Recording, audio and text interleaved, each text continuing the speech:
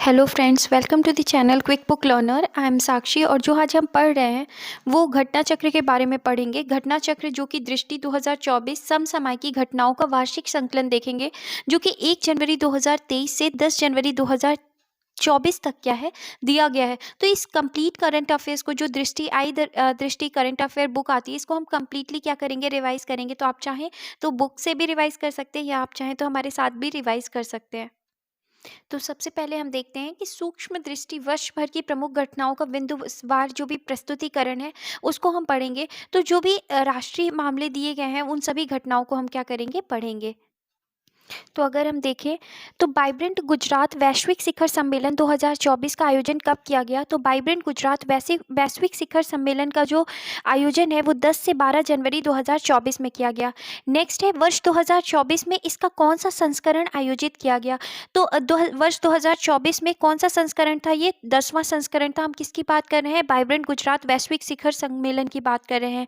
तो 10 से 12 जनवरी 2024 में इसका आयोजन किया गया और जो ये आयोजन था वो कौन सा संस्करण था, तो ये 10वां संस्करण था।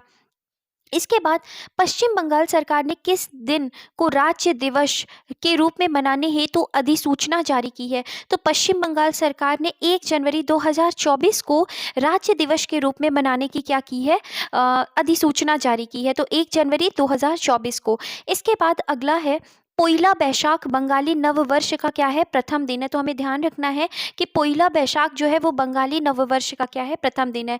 नेक्स्ट पॉइंट, पश्चिम बंगाल सरकार ने किस गीत को राज्य गीत के रूप में अधिसूचित किया है। तो पश्चिम बंगाल सरकार ने किस गीत को, बांग्लार माटी गीत को स्टेट सॉन्ग के रूप में क्या किया है, अधिसूचित किया है। और ये जो बांग्लार जल है ये किसके द्वारा रचित है, तो रविन्द्रनाथ टैगोर द्वारा क्या किया गया है, रचित है। इसके बाद नेक्स्ट पॉइंट देखें तो केंद्रीय मंत्रिमंडल ने किस हवाई अड्डे को अंतर्राष्ट्रीय विमानपत्तन इंटरनेशनल एयरपोर्ट घोषित किया है। तो जो अगर हम बात कर रहे हैं तो 15 दिसंबर को जो 2023 में सूरत हवाई अड्डा गुजरात को क्या किया गया है, इंटरनेशनल एयरपोर्ट घोषित किया गया है। तो ये क्वेश्चन अगर हम दोबारा देखें तो केंद्रीय मंत्रिमंडल ने किस हवाई अड्डे को अंतर्राष्ट्रीय विमानपत्तन इंटरनेशनल एयरपोर्ट घोषित किया है। तो 15 दिसंबर 2023 को सूरत हवाई अड्डा गुजरात को क्या किया गया है, इंटरनेशनल एयरपोर्ट घोषित किया गया है। इसके बाद भारत का पहला पूर्णतः इंटीग्रेटेड स्कूल ऑफ सस्टेनेबिलिटी कहाँ लॉन्च किया गया है। तो भारत का पहला पूर्णतः इंटीग्रेटेड स्कूल ऑफ सस्टेनेबिलिटी जो है वो कहाँ पे लॉन्च किया गया है, तो आईआईटी कानपुर में क्या किया गया है, लॉन्च किया गया है। इसके बाद अगर हम यहाँ देखें तो कोटक महिंद्रा बैंक एवं आईआईटी कानपुर की साझेदारी में क्या किया गया है, ये इंटीग्रेटेड स्कूल ऑफ सस्टेनेबिलिटी को क्या किया गया है, लॉन्च किया गया है। इसके बाद अगर हम नेक्स्ट पॉइंट देखें तो कैश फॉर क्वेरी घोटाले मामले में संलिप्तता के कारण किस सांसद को लोकसभा से अयोग्य घोषित किया गया है। तो अगर हम बात कर रहे हैं तो कैश फॉर क्वेरी घोटाले मामले में किसे अयोग्य घोषित किया गया है, लोकसभा से अयोग्य घोषित किया गया है। तो किसे किया गया है, तो ये महुआ मोइत्रा हैं, अखिल भारतीय तृणमूल कांग्रेस से हैं। तो ये किन्हें किया गया है, महुआ मोइत्रा को। इसके बाद महुआ मोइत्रा किस लोकसभा सीट से सांसद थी, तो किससे थी, कृष्णानगर पश्चिम बंगाल से ये क्या थी, लोकसभा सीट से सांसद थी। इसके बाद किसके द्वारा क्राइम इन इंडिया 2022 रिपोर्ट जारी की गई है। तो क्राइम इन इंडिया जो 2022 की रिपोर्ट है वो किसके द्वारा जारी की गई है, तो राष्ट्रीय अपराध रिकॉर्ड ब्यूरो एनसीआरबी के द्वारा क्या की गई है, ये रिपोर्ट जारी की गई है। इसके बाद अगला है, रिपोर्ट के अनुसार प्रति लाख जनसंख्या पर अपराध दर वर्ष 2021 के 445.9 से घटकर 2022 में कितनी हो गई है।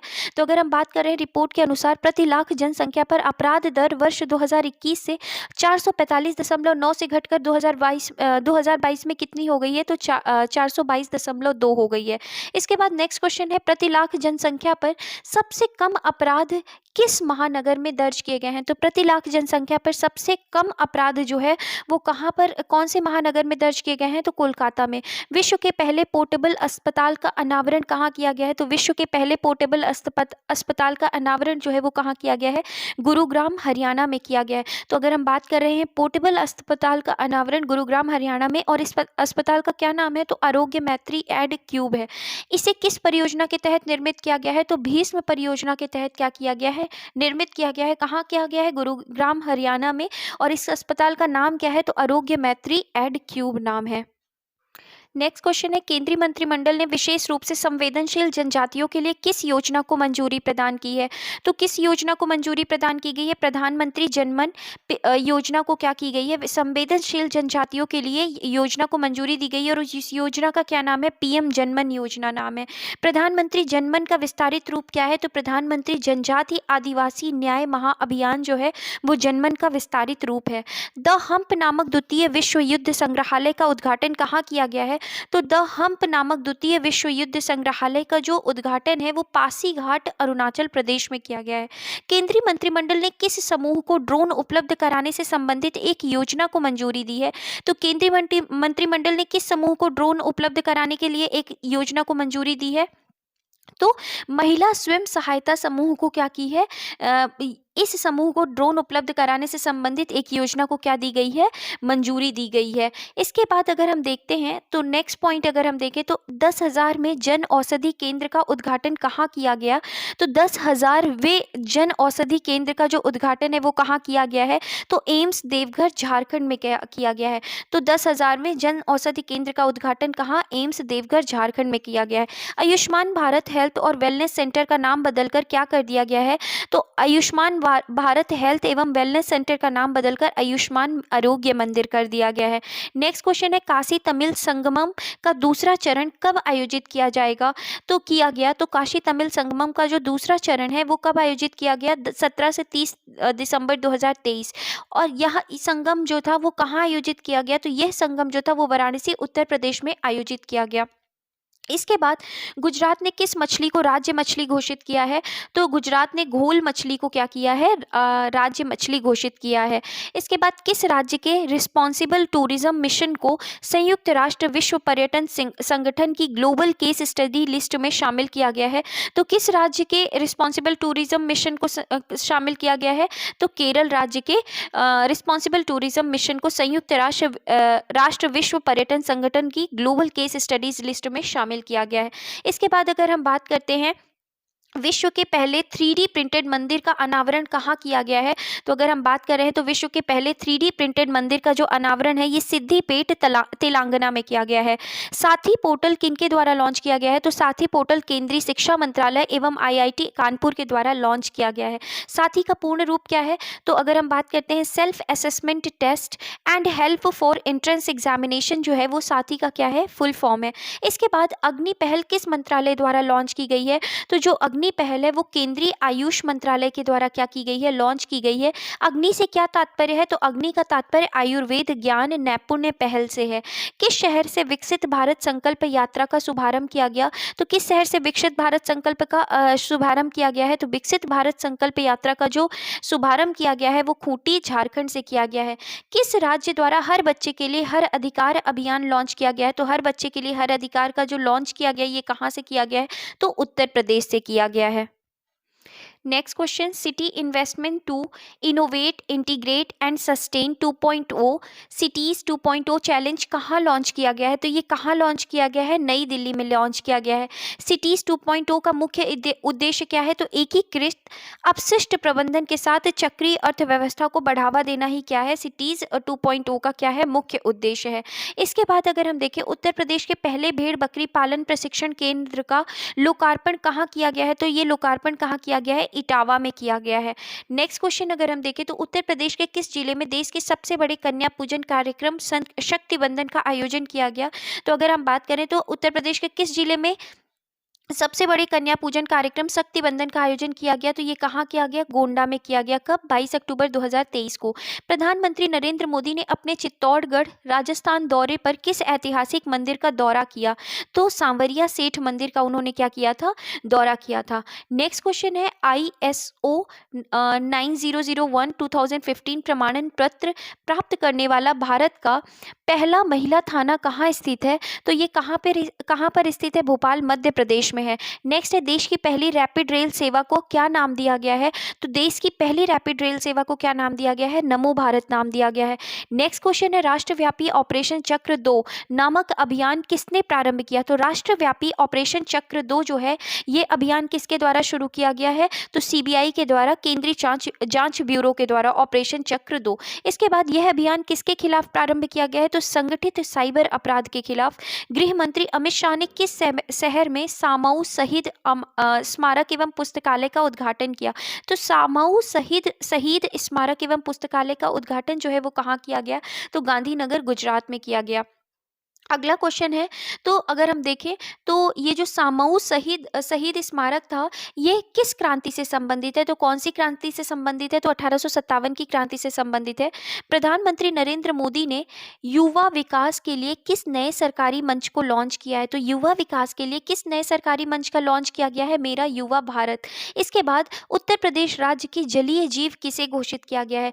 तो उत्तर प्रदेश राज्य का जो जलीय जीव है वो किसे घोषित किया गया है? तो गांगेय डॉल्फिन को घोषित किया गया है। इसके बाद अगर हम बात करें अगले प्रश्न की, तो भारत का पहला हरित ऊर्जा पुरातत्व स्थल कौन है? तो अगर हम बात कर रहे हैं तो भारत का पहला हरित ऊर्जा पुरातत्व जो स्थल है वो कौन सा है? तो तट मंदिर, तमिलनाडु में है। पहला हरित ऊर्जा पुरातत्व स्थल कौन सा है, कौन सा बना है? तो वो तट मंदिर, तमिलनाडु में है। देश का दूसरा राज्य जिसने जाति आधारित सर्वेक्षण कराने की घोषणा की है, तो जाति आधारित सर्वेक्षण कराने की जो घोषणा की है वो किसके द्वारा की गई है? राजस्थान के द्वारा की गई है। इसके बाद अगर हम बात करते हैं तो इसी में सब पॉइंट जो है वो देश का जाति आधारित सर्वेक्षण कराने वाला पहला राज्य कौन सा है? तो पहला राज्य कौन था? बिहार। और अभी फिलहाल में जाति आधारित सर्वेक्षण कराने की बात घोषणा किसने की है 2023 में? तो वो किसने की है? राजस्थान ने की है। नेक्स्ट क्वेश्चन है, भारत की सबसे बड़ी पंप भंडारण परियोजना की आधारशिला कहाँ रखी गई है? तो अगर हम बात कर रहे हैं पंप भंडारण परियोजना की जो आधारशिला है वो नीमच, मध्य प्रदेश में रखी गई है। और इसकी क्षमता कितनी है? तो इसकी क्षमता की बात करें तो 1440 मेगावाट है। तो अगर हम बात कर रहे हैं पंप भंडारण परियोजना की आधारशिला जो सबसे बड़ी पंप भंडारण परियोजना कहाँ पे है? नीमच, मध्य प्रदेश में। और इसकी क्षमता कितनी है? तो 1440 मेगावाट की है। नेक्स्ट क्वेश्चन है, अक्टूबर 2023 में बाढ़ के कारण खबरों में रही दक्षिण लोनक झील किस राज्य में अवस्थित है? तो अगर हम बात कर रहे हैं दक्षिण लोनक झील जो है वो कौन से राज्य में स्थित है? सिक्किम राज्य में स्थित है। नेक्स्ट क्वेश्चन की ओर देखें तो विजयपुर औरैया फूलपुर पाइपलाइन परियोजना को किसके द्वारा राष्ट्र को समर्पित किया गया है? तो विजयपुर औरैया फूलपुर पाइपलाइन परियोजना जो है वो किसके द्वारा राष्ट्र को समर्पित किया गया है? तो प्रधानमंत्री नरेंद्र मोदी द्वारा। और अगर हम बात करें तो यह परियोजना किन राज्यों में विस्तृत है? तो अगर हम बात कर रहे हैं किसके बारे में? विजयपुर औरैया फूलपुर पाइपलाइन परियोजना जो है ये कौन से दो राज्यों में है? तो अगर हम बात करते हैं तो मध्य प्रदेश और उत्तर प्रदेश राज्य में ये परियोजना है। नेक्स्ट क्वेश्चन देखें तो स्वच्छ भारत मिशन चरण 2 के तहत किस राज्य को 100% ODF प्लस का दर्जा प्रदान किया गया है? तो अगर स्वच्छ भारत मिशन चरण 2 के तहत किस राज्य को 100% ODF प्लस का दर्जा प्रदान किया गया है? तो उत्तर प्रदेश को। अगला, पहला नीलगिरी तहर दिवस कब मनाया गया? तो नीलगिरी तहर दिवस जो है पहला वो कब मनाया गया? 7 अक्टूबर 2023 को मनाया गया। पहला नीलगिरी तहर दिवस जो मनाया गया वो कब मनाया गया? 7 अक्टूबर 2023 को मनाया गया। इसके बाद नीलगिरी तहर किस राज्य का राजकीय पशु है? तो नीलगिरी तहर जो है वो कौन से राज्य का राजकीय पशु है? तो तमिलनाडु का राजकीय पशु है। नेक्स्ट क्वेश्चन अगर हम देखें तो नेक्स्ट क्वेश्चन में है, पुराने संसद भवन को अब किस नाम से जाना जाएगा? तो पुराने संसद भवन को अब किस नाम से जाना जाएगा? संविधान सदन के नाम से जाना जाएगा। नेक्स्ट क्वेश्चन है, आदि शंकराचार्य की स्टैचू ऑफ वननेस का अनावरण कहाँ किया गया है? तो स्टैचू ऑफ वननेस का अनावरण जो है वो कहाँ किया गया है? तो ओमकारेश्वर मध्य प्रदेश में किया गया है।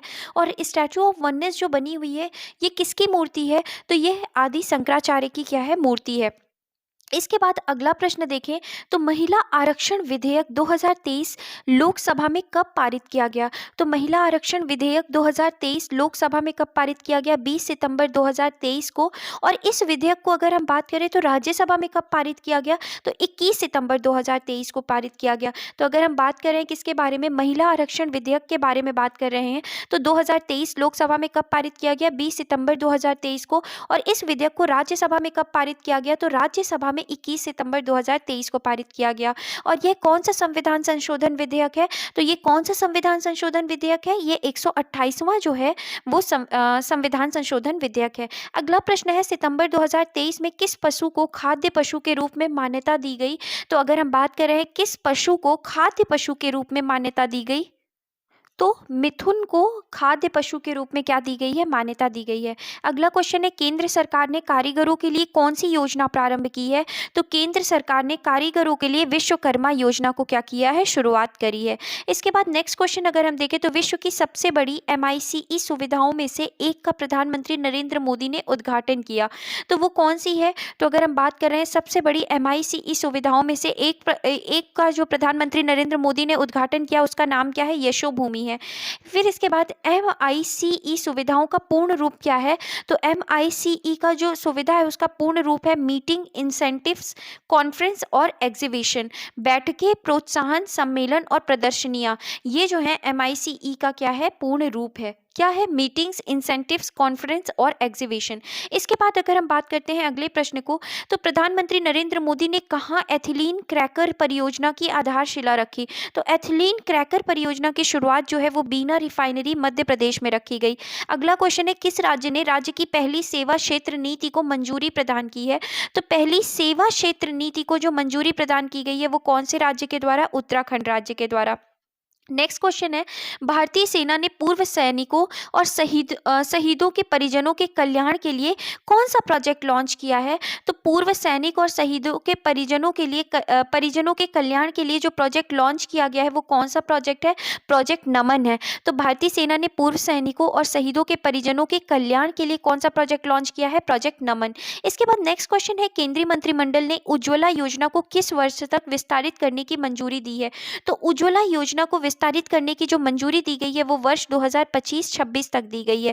इसके बाद नेक्स्ट क्वेश्चन है, स्वच्छ वायु सर्वेक्षण 2023 में राष्ट्रीय स्तर पर 10 लाख से अधिक की आबादी पर शीर्ष 3 शहर क्रमशः कौन से हैं? तो अगर हम बात कर रहे हैं स्वच्छ वायु सर्वेक्षण में शीर्ष अगर राष्ट्रीय स्तर पर जहाँ पे 10 लाख से अधिक आबादी है वहाँ पे 3 जो शहर हैं वो कौन है? पहले नंबर पर इंदौर, दूसरे पर आगरा और तीसरे में कौन है? ठाणे। इसके बाद अगर हम बात करते हैं, केंद्र सरकार ने उधमपुर रेलवे स्टेशन का नाम बदलकर क्या रखने की को अपनी मंजूरी प्रदान की है? तो अब उधमपुर रेलवे स्टेशन का नाम बदलकर क्या कर दिया गया है? शहीद कैप्टन तुषार महाजन रेलवे स्टेशन कर दिया गया है। नेक्स्ट क्वेश्चन है, उत्तर प्रदेश राज्य की किस नदी में जटायु क्रूज सेवा प्रारंभ की गई है? तो कौन सी नदी में जटायु क्रूज सेवा प्रारंभ की गई है? तो सरयू नदी में जटायु क्रूज सेवा का क्या किया गया है? प्रारंभ किया गया है। नेक्स्ट क्वेश्चन है, उत्तर प्रदेश का पहला ग्लास स्काई वॉक कहाँ बनाया गया है? तो उत्तर प्रदेश का पहला ग्लास स्काई वॉक जो बनाया गया है वो कहाँ बनाया गया है? चित्रकूट में बनाया गया है। नेक्स्ट क्वेश्चन, आयुष्मान भव अभियान का उद्घाटन कहाँ से किया गया है? तो आयुष्मान भव अभियान का उद्घाटन जो है वो कहाँ से किया गया है? आयुष्मान भव अभियान का उद्घाटन गांधीनगर गुजरात से किया गया है। नेक्स्ट अगर हम टॉपिक देख रहे हैं तो अंतर्राष्ट्रीय टॉपिक है, जिसमें पहला क्वेश्चन है कि पोलैंड के नए प्रधानमंत्री के रूप में किसने शपथ ग्रहण किया है? तो पोलैंड के नए प्रधानमंत्री के रूप में किसने शपथ ग्रहण की है? तो डोनाल्ड टस्क ने ग्रहण की है। नेक्स्ट है, quality of living city ranking 2023 किसके द्वारा जारी की गई है? तो quality of living city ranking जो है वो किसके द्वारा जारी की गई है? तो मर्सर के द्वारा क्या की गई है? जारी की गई है। Quality of living city ranking जो है वो किसके द्वारा जारी की गई है? मर्सर के द्वारा। रैंकिंग में कितने शहरों को शामिल किया गया है? तो quality of living sitting ranking में कितने शहरों को शामिल किया गया है? तो 241 शहरों को शामिल किया गया है। रैंकिंग में शीर्ष 3 शहर कौन से हैं? तो रैंक 1 में जो आता है वो कौन है? Vienna Austria. रैंक 2 में ज्यूरिख जो कि स्विट्जरलैंड में है, और रैंक 3 में जो आता है वो कौन है? ऑकलैंड जो कि कहाँ पे है? न्यूजीलैंड में है। रैंकिंग में कितने भारतीय शहरों को शामिल किया गया है? तो कितने भारतीय शहरों को शामिल किया गया है? 7। और ये जो 7 शहर हैं जो रैंकिंग में, इनको कौन कौन से? तो हैदराबाद को शामिल किया गया है जिनकी रैंकिंग कितनी है? 153। पुणे को 154 है। इसके बाद 156 में बेंगलुरु का नाम आता है, 161 में चेन्नई का, 164 में मुंबई, 170 में कोलकाता और 172 में नई दिल्ली। तो ये 7 भारतीय राज्यों को क्या किया गया है? शामिल किया गया है। भारतीय शहरों को शामिल किया गया है। हैदराबाद, पुणे, बेंगलुरु, चेन्नई, मुंबई, कोलकाता और नई दिल्ली। इसके बाद नेक्स्ट क्वेश्चन अगर हम देखें तो ग्लोबल रिवर सिटी अलायंस कहाँ लॉन्च किया गया। तो ग्लोबल रिवर सिटीज जो अलायंस है वो कहाँ पे लॉन्च किया गया है, तो दुबई में COP28 के दौरान लॉन्च किया गया। इस अलायंस में भारत समेत कितने देश शामिल हैं, तो अगर हम बात कर रहे हैं ग्लोबल रिवर सिटीज अलायंस में कुल कितने देश शामिल हैं, तो कुल 11 देश शामिल हैं। और इस अलायंस में शामिल देश कौन से हैं, तो कौन है, भारत है, डेनमार्क है, कंबोडिया है, जापान है, भूटान है, ऑस्ट्रेलिया, नीदरलैंड, मिस्र, घाना, हंगरी और अमेरिका। तो अगर हम बात कर रहे हैं ग्लोबल रिवर सिटीज अलायंस की, तो इसमें 11 देश शामिल हैं। और ये 11 देश के नाम क्या हैं, तो Bharat, Denmark, Cambodia, Japan, Bhutan, Australia, Netherland, मिस्र, घाना, हंगरी और अमेरिका। इसके बाद नेक्स्ट क्वेश्चन अगर हम देखें तो किस शहर की मेजबानी में global partnership on artificial intelligence शिखर सम्मेलन का आयोजन किया होगा। तो अगर किस शहर की मेजबानी में global partnership on artificial intelligence शिखर सम्मेलन का आयोजन हुआ, तो ये कहाँ पे हुआ, नई दिल्ली में हुआ। किस देश के राष्ट्रपति विलियम्स समोई रूटो भारत की आधिकारिक यात्रा पर आए। तो अगर हम बात कर रहे हैं किसके बारे में, किस देश के राष्ट्रपति विलियम समोई रूटो भारत की आधिकारिक यात्रा पर आए, तो ये कहाँ के हैं राष्ट्रपति हैं, तो ये केन्या के राष्ट्रपति हैं। कौन, विलियम समोई रूटो। इसके बाद अमूर्त सांस्कृतिक धरोहर के संरक्षण के लिए अंतर सरकारी समिति का 18वां सत्र कब आयोजित किया गया। तो अमूर्त सांस्कृतिक धरोहर के संरक्षण के लिए अंतर सरकारी समिति का 18वां जो सत्र है था वो 5 से 8 दिसंबर 2023 में क्या किया गया, आयोजित किया गया। और इस बैठक का आयोजन कहाँ हुआ, तो इस बैठक का आयोजन जो था वो कसाने शहर बोत्सवाना में हुआ। इसका आयोजन किसके द्वारा किया गया, तो ये जो आयोजन था अमूर्त सांस्कृतिक धरोहर, तो इसका जो आयोजन था ये किसके द्वारा किया गया, तो ये यूनेस्को के द्वारा किया गया। तो इस तरीके से हमने देखा कि अमूर्त सांस्कृतिक धरोहर के संरक्षण के लिए अंतर सरकारी समिति का 18वां सत्र जो था वो 5 से 8 दिसंबर के लिए आयोजित हुआ। ये आयोजन कहाँ हुआ, बोत्सवाना में एक शहर है कसाने, वहाँ पे। इसका आयोजन किसके द्वारा किया गया, तो यूनेस्को के द्वारा।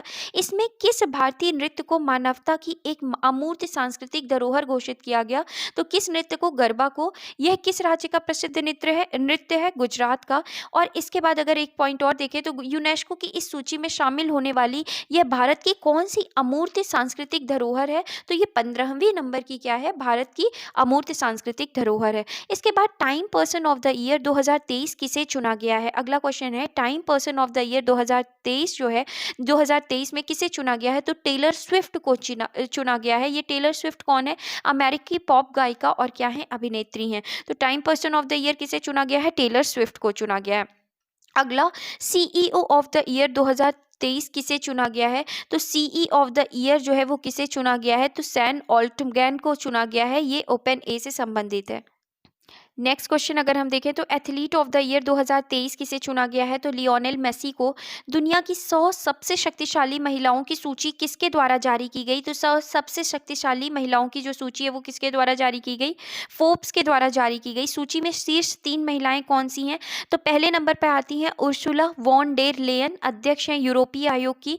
दूसरी क्रिस्टीन लेगार्डे, अध्यक्ष हैं यूरोपीय सेंट्रल बैंक की। और तीसरी कमला हैरिस, उपराष्ट्रपति हैं अमेरिका की। तो अगर हम बात करते हैं 3 सबसे शक्तिशाली महिलाओं में, तो नाम आता है उर्सुला वॉन डेर लेयन का जो कि यूरोपीय आयोग की अध्यक्ष हैं, क्रिस्टीन लेगार्डे जो कि यूरोपीय सेंट्रल बैंक की अध्यक्ष हैं, और कमला हैरिस जो कि उपराष्ट्रपति हैं कहाँ की, अमेरिका की। इसके बाद अगला प्रश्न है कि सूची में कितनी भारतीय महिलाओं को शामिल किया गया है, तो कितनी भारतीय महिलाओं को शामिल किया गया है, फोर्ब्स के जो सूची आई हुई है, लिस्ट आई है, उसमें 4 महिलाओं को, भारतीय महिलाओं को शामिल किया गया। और 4 भारतीय महिलाएं कौन कौन सी हैं, तो निर्मला सीतारमन जिनकी रैंकिंग कितनी है, 32वीं। रोशनी नाडर मल्होत्रा 60वें रैंकिंग में है। सोमा मंडल 70वें और किरण मजूमदार 100 जो है वो 76वें रैंकिंग में है। तो ये 4 शक्तिशाली महिलाओं में किनका नाम आता है, निर्मला सीतारमन, रोशनी नाडर मल्होत्रा, सोमा मंडल और किरण मजूमदार 100 का नाम आता है। इसके बाद अगर हम बात करते हैं अगला क्वेश्चन, किस देश में चीन के बेल्ट एंड रोड इनिशिएटिव से बाहर होने की घोषणा की है, तो किस देश ने चीन के बेल्ट एंड रोड इनिशिएटिव से बाहर होने की घोषणा की है, तो कौन सा देश है, इटली। इसके बाद भारत ने किस देश के साथ संयुक्त रूप से लीड T20 का T2.0 का शुभारंभ किया है, तो किसने किया है, तो ये लीड IT 2.0 का जो शुभारंभ किया है भारत के साथ वो किसने किया है, स्वीडन ने किया है। लीड IT 2.0 का पूरा नाम क्या है, तो leadership group for industry transition 2.0। इसके बाद देखें अगला प्रश्न, किस देश को अंतर्राष्ट्रीय समुद्री संगठन परिषद के लिए पुनः निर्वाचित किया गया है? तो किस देश को अंतर्राष्ट्रीय समुद्री संगठन परिषद के लिए पुनः निर्वाचित किया गया है? तो वो कौन है? भारत है। भारत को किस द्विवर्षीय कार्यकाल के लिए चुना गया? तो द्विवर्षीय कार्यकाल के लिए चुना गया है 2024 और 25 के लिए। हमें ध्यान रखना है कि अंतर्राष्ट्रीय समुद्री संगठन का संगठन परिषद के लिए क्या किया गया है? पुनः निर्वाचित किया गया है। किसे? भारत को। और किस द्विवर्षीय कार्यकाल के लिए चुना गया है? तो 2024 और 25 को। नेक्स्ट क्वेश्चन अगर हम देखें तो जलवायु परिवर्तन प्रदर्शन सूचकांक 2024 किसके द्वारा जारी किया गया? तो जलवायु परिवर्तन प्रदर्शन सूचकांक जो है वही किसके द्वारा जारी किया जाता है? German watch, new climate institute तथा क्लाइमेट एक्शन नेटवर्क इंटरनेशनल के द्वारा। सूचकांक में कितने देशों को शामिल किया गया है? तो 63 देश और यूरोपीय संघ को शामिल किया गया है। सूचकांक में प्रथम 3 स्थान पर कौन से देश हैं? तो अगर हम बात करते हैं तो सूचकांक में प्रथम 3 स्थान पर कोई भी देश नहीं है। और सूचकांक में शीर्ष 3 देश कौन से हैं?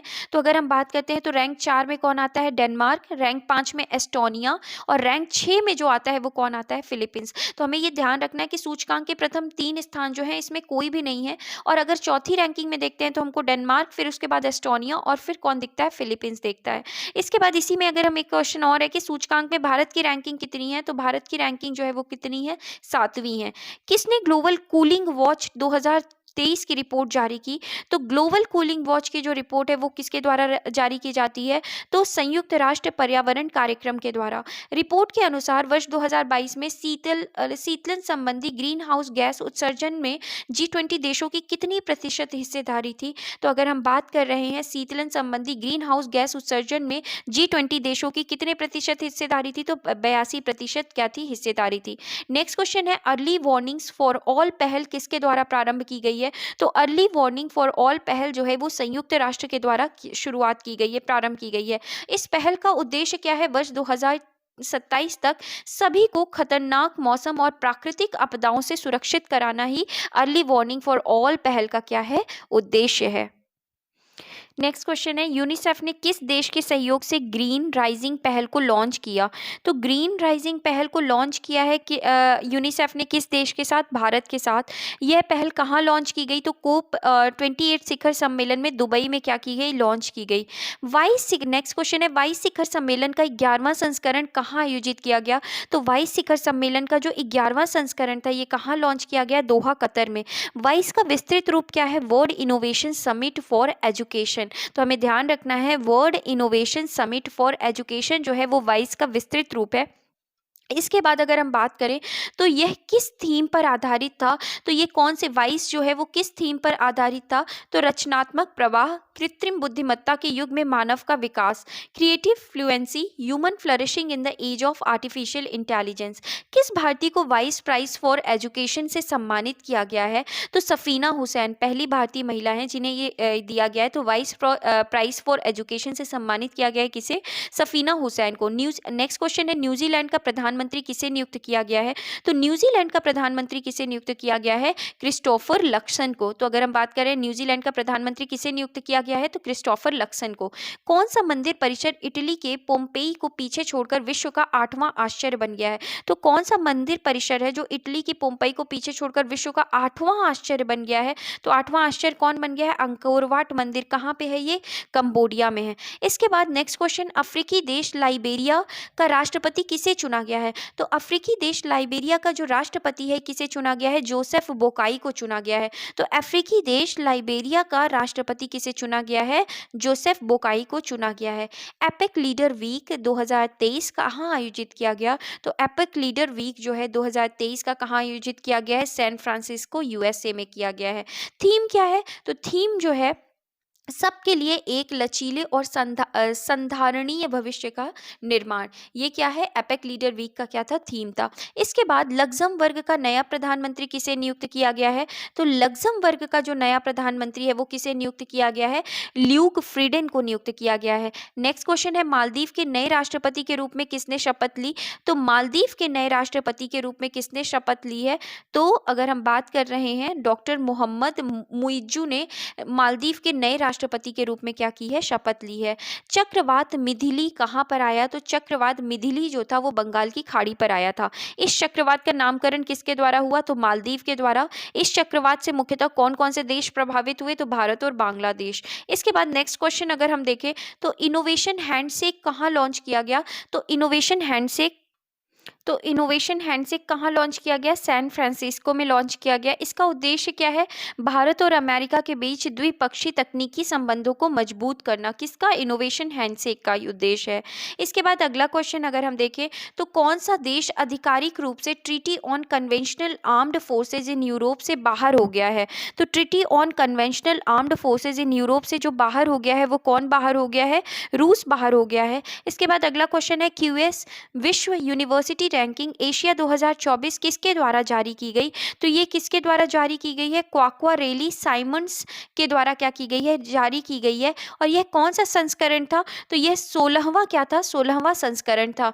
इसके बाद अगर हम नेक्स्ट क्वेश्चन देखें तो नेक्स्ट क्वेश्चन है कि रैंकिंग में सर्वाधिक स्थान किस देश का है, तो अगर हम बात कर रहे हैं क्यूएस विश्व यूनिवर्सिटी रैंकिंग में तो सबसे सर्वाधिक संस्थान किस देश के हैं, तो सर्वाधिक संस्थान जो हैं वो किसके हैं, भारत के हैं।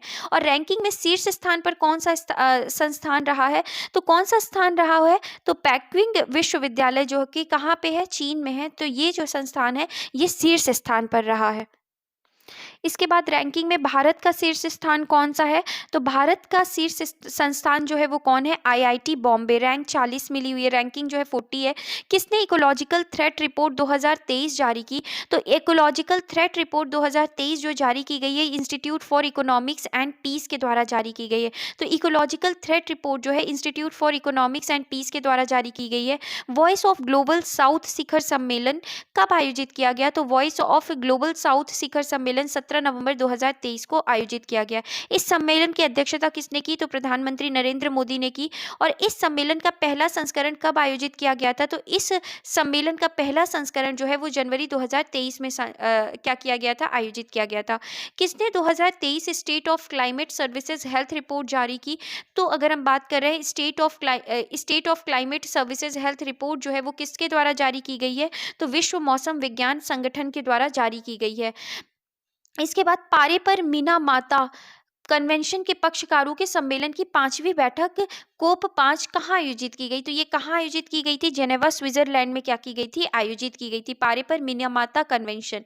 इसके बाद अगला क्वेश्चन है चीन के बेल्ट एंड रोड इनिशिएटिव से बाहर निकलने की घोषणा किस देश ने की है, तो किसने की है, फिलीपींस ने की है।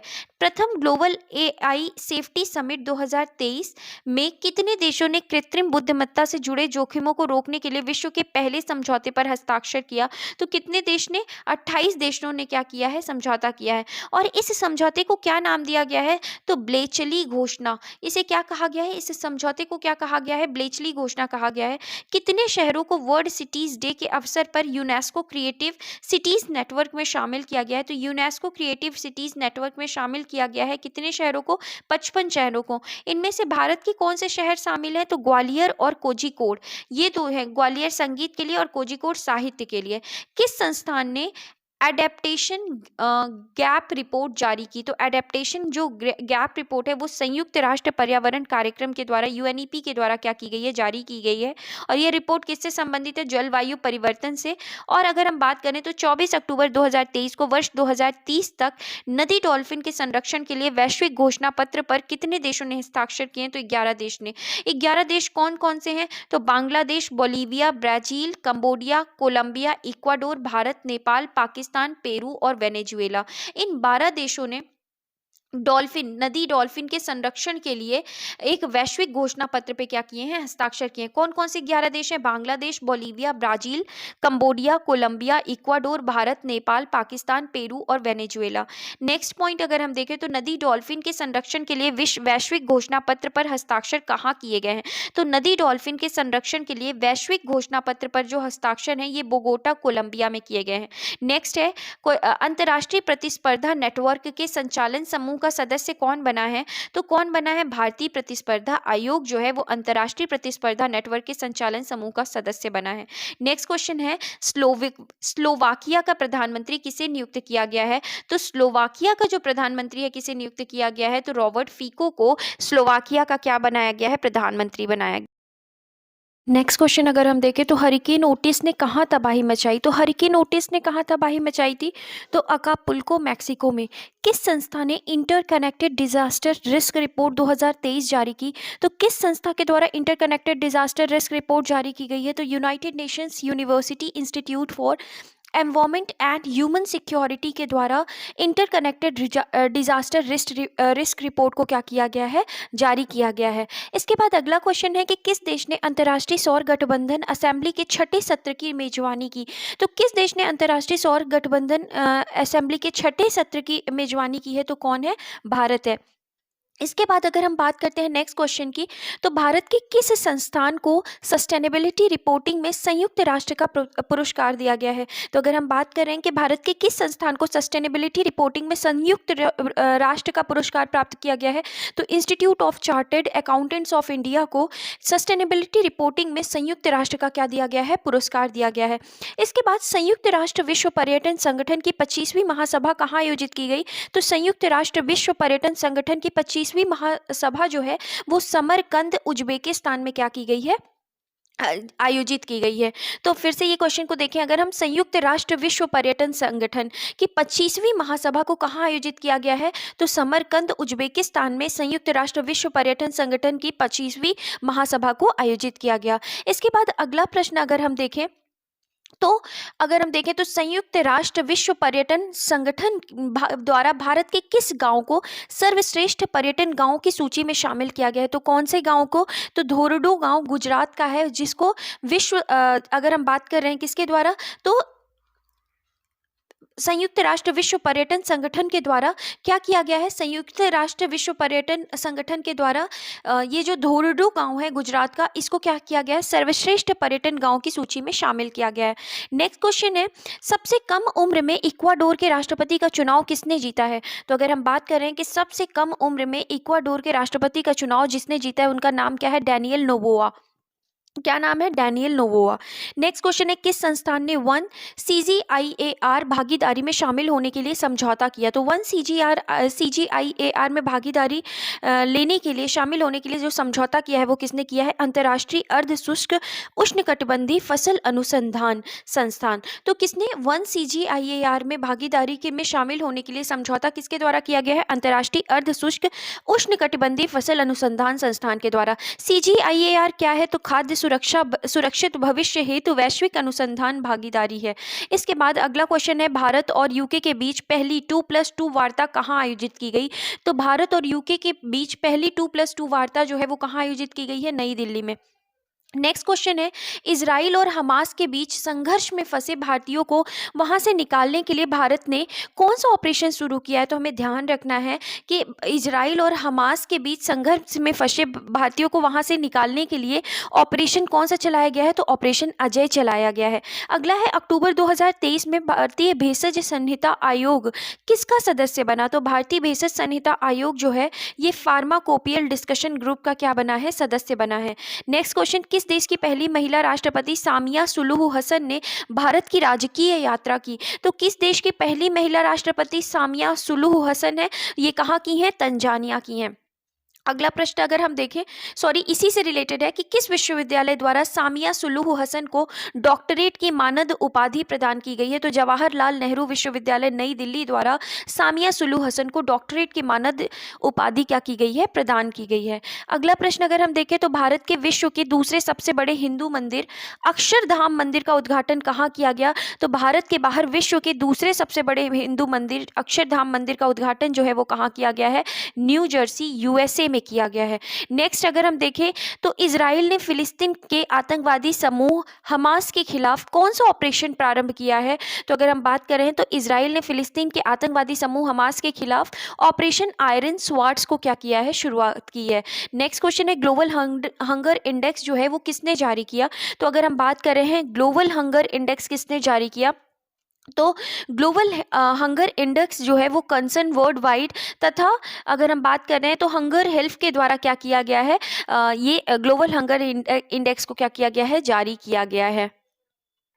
अगर अब हम बात करते हैं कि ग्लोबल हंगर इंडेक्स में भारत किस स्थान पर है, तो भारत कौन से स्थान पे है, 111वें स्थान पर है। नेक्स्ट क्वेश्चन है, प्रशांत महासागर के द्वीप राष्ट्र वानुआतू के नए प्रधानमंत्री कौन बने हैं, तो प्रशांत महासागर के द्वीप राष्ट्र वानुआतू के नए प्रधानमंत्री कौन बने हैं, चार्लोट सलवाई बने हैं। नेक्स्ट है, Asia Pacific institute for broadcasting development का लगातार तीसरी बार अध्यक्ष किसे चुना गया है, तो Asia Pacific institute for broadcasting development का लगातार तीसरी बार अध्यक्ष किसे चुना गया है, भारत को चुना गया है। नेक्स्ट, उत्तरी अमेरिका के पहले गांधी संग्रहालय का उद्घाटन कहाँ किया गया, तो उत्तरी अमेरिका के पहले गांधी संग्रहालय का जो उद्घाटन है वो कहाँ किया गया, ह्यूस्टन यूएसए में किया गया है। अगला क्वेश्चन है, भारत के बाहर डॉक्टर भीमराव अंबेडकर की सबसे बड़ी प्रतिमा स्टैचू ऑफ इक्वालिटी का अनावरण जो है वो कहाँ किया गया, तो भारत के बाहर डॉक्टर भीमराव अंबेडकर की सबसे बड़ी प्रतिमा स्टैचू ऑफ इक्वालिटी का अनावरण कहाँ किया गया है, मैरीलैंड यूएसए में। नेक्स्ट क्वेश्चन है, वैश्विक नवाचार सूचकांक 2023 किसके द्वारा जारी किया गया, तो वैश्विक नवाचार सूचकांक जो है वो किसके द्वारा जारी किया जाता है, विश्व बौद्धिक संपदा संगठन के द्वारा। इस सूची में कितने देशों को रैंकिंग प्रदान की गई, तो 132 देशों को। इस सूची में शीर्ष स्थान पर कौन रहा, स्विट्जरलैंड। और इस सूची में अगर हम बात करें तो भारत किस स्थान पर स्थित है, तो 40वें स्थान पर भारत स्थित है। इसके बाद अगला प्रश्न देखिए, संयुक्त राष्ट्र महासभा के किस सत्र के उच्च स्तरीय खंड का आयोजन किया गया, तो संयुक्त राष्ट्र महासभा के किस सत्र के उच्च स्तरीय खंड का आयोजन किया गया, तो 78 अगर हम बात करें 18वें संयुक्त राष्ट्र महासभा के 18वें सत्र के उच्च स्तरीय खंड का क्या किया गया है, आयोजन किया गया है। और इस 78वें सत्र की अध्यक्षता किसके द्वारा की गई है, तो इस 78 सत्र की जो अध्यक्षता है ये डेनिस फ्रांसिस के द्वारा की गई है। इसके बाद अगला प्रश्न अगर हम देखें तो वर्ल्ड यूनिवर्सिटी रैंकिंग 2024 किसके द्वारा जारी की गई, तो वर्ल्ड यूनिवर्सिटी रैंकिंग जो है ये टाइम्स हायर एजुकेशन के द्वारा जारी की गई है। और इस सूचकांक में शीर्ष स्तर पर कौन संस्थान स्थित है, तो यूनिवर्सिटी ऑफ ऑक्सफोर्ड जो है वो इस सूचकांक में शीर्ष स्तर पर क्या है, स्थित है। और अगर हम बात करें तो इस सूचकांक में कौन सा भारतीय संस्थान शीर्ष पर स्थान पर रहा, तो भारतीय विज्ञान संस्थान बेंगलुरु जो है इस सूचकांक में क्या रहा है, वर्ल्ड यूनिवर्सिटी रैंकिंग में क्या रहा है, टॉप पर रहा है। किस समूह ने संयुक्त अंतरिक्ष उद्यम की घोषणा की, अगला प्रश्न अगर हम देखें तो किस समूह ने संयुक्त अंतरिक्ष उद्यम की घोषणा की है, तो I2U2 ने क्या की है, संयुक्त अंतरिक्ष उद्यम की घोषणा की है। किन देशों के सैन्य नेताओं ने साहेल सुरक्षा समझौते पर हस्ताक्षर किए, तो साहेल सुरक्षा समझौते पर हस्ताक्षर माली, बुर्किना फासो और नाइजर ने किया है। इस समझौते की घोषणा कहाँ की गई है, तो बामाको, माली की राजधानी है, वहाँ पे क्या की गई है, इस समझौते की, कौन से समझौते की, तो ये साहेल सुरक्षा समझौते की क्या की गई है, घोषणा की गई है। और कौन कौन से देश हैं, माली, बुर्किना फासो और नाइजर। इसके बाद अगर हम बात करें तो संयुक्त राष्ट्र जलवायु महत्वाकांक्षा शिखर सम्मेलन यूएन क्लाइमेट एम्बिशन समिट 2023 कहाँ आयोजित किया गया, तो ये न्यूयॉर्क यूएसए में क्या किया गया है, शुरू किया गया है। विश्व धरोहर समिति की 45वीं बैठक कहाँ आयोजित की गई, तो विश्व धरोहर समिति की 45वीं बैठक रियाद, सऊदी अरब में शुरू की गई। बैठक के किन भारतीय स्थलों को विश्व धरोहर स्थलों की सूची में शामिल किया गया है, तो अगर हम बात कर रहे हैं 45वीं बैठक में किसको शामिल किया गया, तो शांति निकेतन और होयसल के पवित्र मंदिर समूह को क्या किया गया है, विश्व धरोहर स्थल में क्या किया गया है, शामिल किया गया है। इसके बाद अगर हम देखें तो होयसल मंदिर समूह कहाँ स्थित है, कर्नाटक में। भारत में कितने यूनेस्को विश्व धरोहर स्थल हो गए हैं, तो अभी फिलहाल कितने हो गए हैं, 42 हो गए हैं। दक्षिण अफ्रीका के किस शहर में गांधी वॉक का आयोजन किया गया, तो दक्षिण अफ्रीका के किस शहर में गांधी वॉक का आयोजन किया गया, तो ये जोहान्सबर्ग में क्या किया गया था, गांधी वॉक का आयोजन किया गया था। नेक्स्ट क्वेश्चन है कि अमेरिका के किस शहर द्वारा सनातन धर्म दिवस मनाने की घोषणा की गई है, तो अमेरिका के किस शहर द्वारा सनातन धर्म दिवस मनाने की, तो लुइसविले केंटकी जो है ये शहर है जहाँ पे सनातन धर्म दिवस मनाने की घोषणा की गई है। अगला इसी में से जुड़ा हुआ क्वेश्चन है कि लुइसविले में सनातन धर्म दिवस कब मनाया जाएगा, तो कब मनाया जाएगा, 3 सितंबर को। नेक्स्ट क्वेश्चन है, लीबिया में किस तूफान ने भयंकर तबाही मचाई है, तो लीबिया में किस तूफान ने भयंकर तबाही मचाई है, तो ये डेनियल जो तूफान है उसने बहुत ज़्यादा लीबिया में क्या की है, तबाही मचाई है। विश्व के सर्वश्रेष्ठ देशों की रैंकिंग 2023 किसके द्वारा जारी की गई है? तो सर्वश्रेष्ठ देशों की जो रैंकिंग है ये किसके द्वारा जारी की गई है? यूएस न्यूज़ और वर्ल्ड रिपोर्ट द्वारा क्या की गई है? विश्व में सर्वश्रेष्ठ देशों की क्या की गई है? रैंकिंग को जारी किया गया है।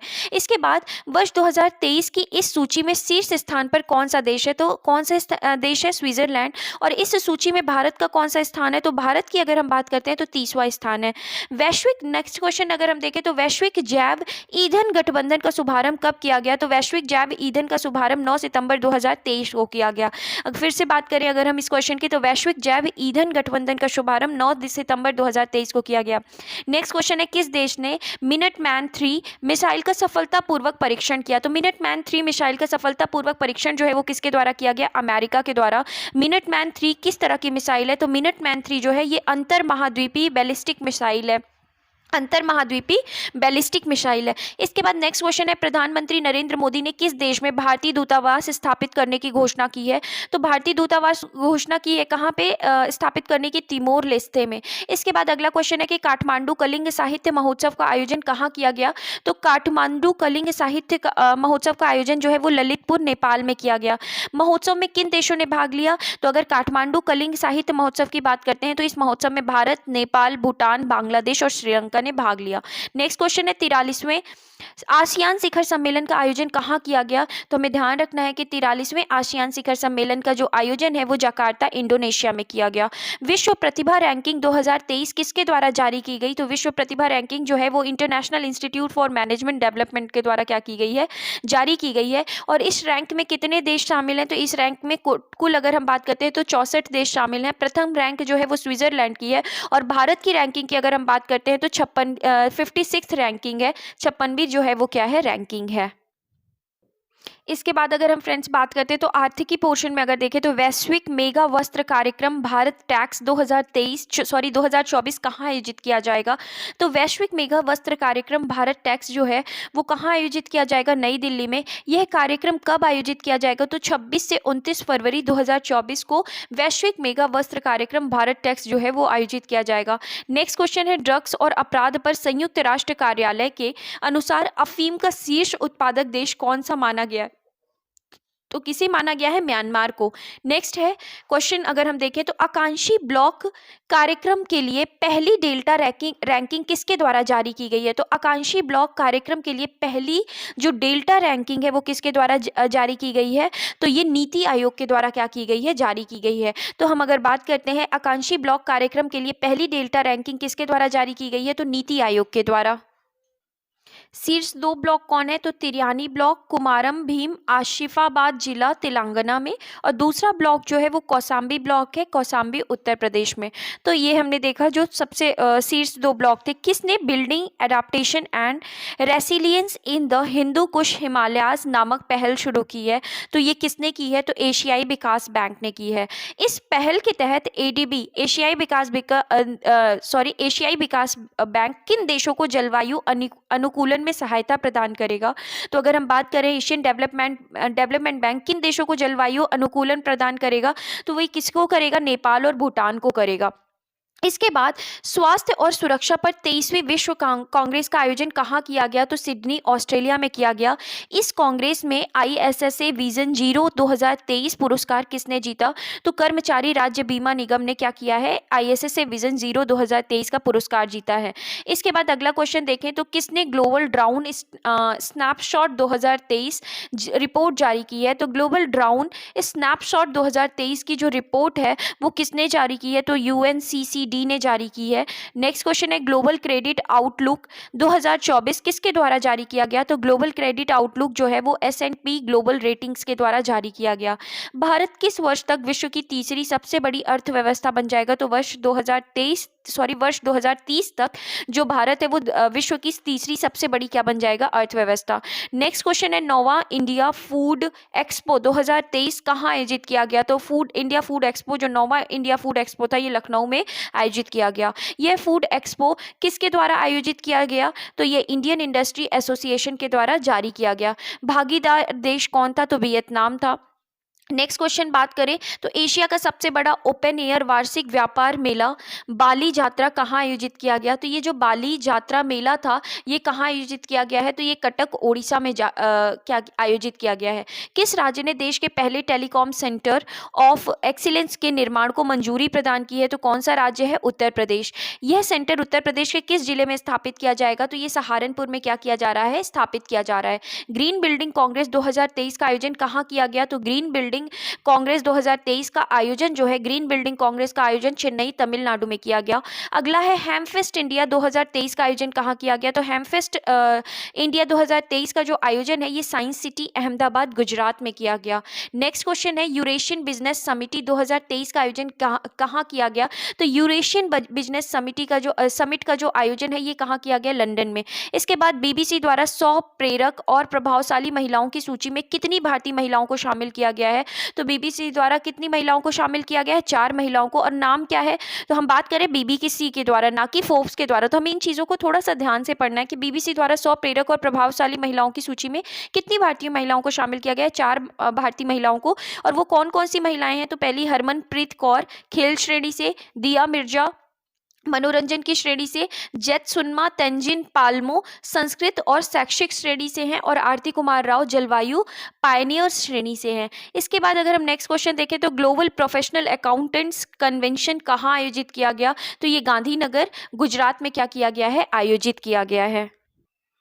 किस संस्थान ने इस कार्यक्रम का आयोजन किया? तो institute of chartered accountants of India ने इस संस्थान जो है इस कार्यक्रम का क्या किया था? संस्थान ने इस कार्यक्रम का आयोजन किया। नेक्स्ट क्वेश्चन है अंतर्राष्ट्रीय पर्यटन मार्ट का 11वां संस्करण कहाँ आयोजित किया गया था? तो अंतर्राष्ट्रीय पर्यटन मार्ट का जो 11वां संस्करण है वो शिलोंग और मेघालय में क्या किया गया था? आयोजित किया गया था, शिलोंग मेघालय में। वर्ष 2024 के लिए अंतर्राष्ट्रीय चीनी संगठन का अध्यक्ष किसे चुना गया? तो अंतर्राष्ट्रीय चीनी संगठन का जो अध्यक्ष है किसे चुना गया है? भारत को चुना गया है। वर्ल्ड कोल एसोसिएशन का नाम बदलकर क्या कर दिया गया है? तो अगर हम बात करते हैं वर्ल्ड कोल एसोसिएशन का नाम बदलकर future coal the global alliance for sustainable coal कर दिया गया है। नेक्स्ट क्वेश्चन है विश्व ऊर्जा रोजगार वर्ल्ड एनर्जी एम्प्लॉयमेंट रिपोर्ट 2023 किसने जारी की है? तो विश्व ऊर्जा रोजगार जो रिपोर्ट है वो अंतर्राष्ट्रीय ऊर्जा एजेंसी के द्वारा जारी की गई है। वर्ल्ड एनर्जी एम्प्लॉयमेंट रिपोर्ट का ये कौन सा संस्करण है? तो ये दूसरा संस्करण है। इसके बाद किस राज्य ने राज्य की गायों की जनगणना कराने का निर्णय लिया है? तो उत्तर प्रदेश ने क्या किया है? राज्यों की गायों की जनगणना कराने का निर्णय लिया है। नेक्स्ट क्वेश्चन है किसने विश्व बौद्धिक संपदा संकेतक 2023 रिपोर्ट जारी की है? तो विश्व बौद्धिक संपदा संकेतक जो रिपोर्ट है वो विश्व बौद्धिक संपदा संगठन के द्वारा क्या की जाती है? जारी की जाती है। इसके बाद संपूर्ण सूचकांक किसके द्वारा लॉन्च किया गया? तो संपूर्ण जो सूचकांक है वो किसके द्वारा लॉन्च किया गया है? सिडबी के द्वारा। सिडबी ने यह सूचकांक किसके साथ मिलकर लॉन्च किया है? तो जोकाटा के द्वारा सिडबी ने यह सूचकांक मिलकर क्या किया है? संपूर्ण सूचकांक को जारी किया है। यह सूचकांक किससे संबंधित है? तो एमएसएमई की आर्थिक क्रियाकलाप से संबंधित है। किसने अपनी पहली महत्वपूर्ण इंडिया फाइनेंस रिपोर्ट 2023 जारी की? तो अपनी पहली इंडिया फाइनेंस रिपोर्ट 2023 जो जारी की है वो centre for advanced financial research and learning के द्वारा जारी की गई थी। तो किसने अपनी पहली महत्वपूर्ण इंडिया फाइनेंस रिपोर्ट 2023 जारी की? Centre for advanced financial research and learning के द्वारा क्या की गई है? ये रिपोर्ट जारी की गई है। और इस रिपोर्ट की थीम क्या है? तो कनेक्टिंग द लास्ट माइल जो है इस रिपोर्ट की थीम है। इसके बाद किसने global landscape of climate finance 2023 report जारी की? तो ये जो है ये क्लाइमेट पॉलिसी इनिशिएटिव के द्वारा global landscape of climate finance report जारी की गई है। नेक्स्ट क्वेश्चन है इंडिया इंटरनेशनल ट्रेड फेयर 2023 का आयोजन कहाँ किया गया? तो इंडिया इंटरनेशनल ट्रेड फेयर 2023 का आयोजन जो है वो कहाँ किया गया है? नई दिल्ली में किया गया है। तो अगर हम देख रहे हैं तो इंडिया इंटरनेशनल ट्रेड फेयर 2023 का आयोजन कहाँ किया गया? नई दिल्ली में। वर्ष 2023 में इसका कौन सा संस्करण आयोजित किया गया? तो 42वां संस्करण था। इस मेले के पार्टनर राज्य कौन थे? तो बिहार और केरल। इस मेले के फोकस राज्य या केंद्र शासित प्रदेश कौन थे? तो दिल्ली, जम्मू कश्मीर, झारखंड, महाराष्ट्र और उत्तर प्रदेश। नेक्स्ट क्वेश्चन है इंकोर का विकास किसके द्वारा किया गया है? तो इंकोर का विकास जो है ये भारतीय चुनाव आयोग के द्वारा किया गया है।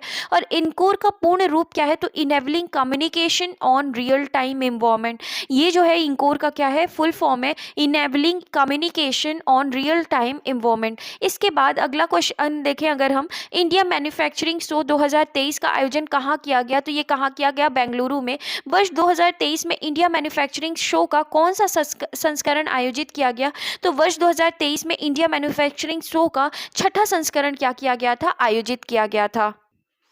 नेक्स्ट क्वेश्चन है, किस संस्थान ने state of food and agriculture report 2023 जारी की, तो किस संस्थान ने, खाद्य एवं कृषि संगठन ने क्या किया है, state of food and agriculture report 2023 जारी की है। नेक्स्ट क्वेश्चन है, क्षेत्रीय मानव विकास रिपोर्ट 2024 किसके द्वारा जारी की गई, तो क्षेत्रीय मानव विकास रिपोर्ट जो है ये यूएनडीपी के द्वारा क्या की गई है, जारी की गई है। इस रिपोर्ट का अगर हम बात करें शीर्षक क्या है, तो making our future new directions for human development in Asia and Pacific. ये जो है ये क्षेत्रीय मानव विकास रिपोर्ट का क्या है, जो थीम है, यह अगर हम बात करते हैं तो इस रिपोर्ट का शीर्षक है। तो मेकिंग आवर फ्यूचर जो है ये क्षेत्रीय मानव विकास रिपोर्ट का क्या है, शीर्षक है। इसके बाद ग्लोबल सिटीज इंडेक्स Q3 2023 किसने जारी की है, तो ग्लोबल सिटीज इंडेक्स Q3 जो है ये नाइट फ्रैंक के द्वारा जारी की गई है।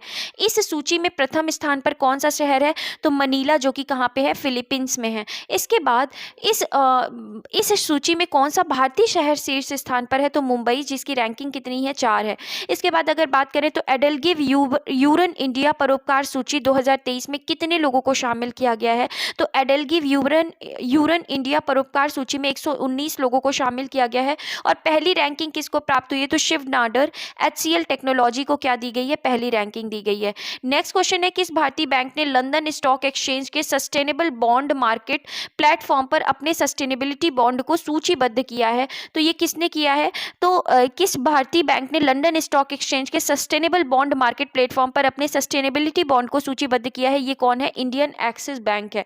इसके बाद अगर हम बात करते हैं Uttar Pradesh state mega expo 2023 कहाँ आयोजित किया गया है, तो ये लखनऊ में आयोजित किया गया है। नेक्स्ट क्वेश्चन है कि किसने crowd funding for terrorism financing शीर्षक से रिपोर्ट जारी की, तो crowd funding for terrorism financing से रिपोर्ट जो जारी की गई है ये फाइनेंशियल एक्शन टास्क फोर्स के द्वारा। नेक्स्ट क्वेश्चन, किस संस्थान ने इंटरनेशनल माइग्रेशन आउटलुक 2023 रिपोर्ट जारी की है, तो इंटरनेशनल माइग्रेशन आउटलुक रिपोर्ट जो है ये आर्थिक सहयोग और विकास संगठन के द्वारा क्या की गई है, जारी की गई है।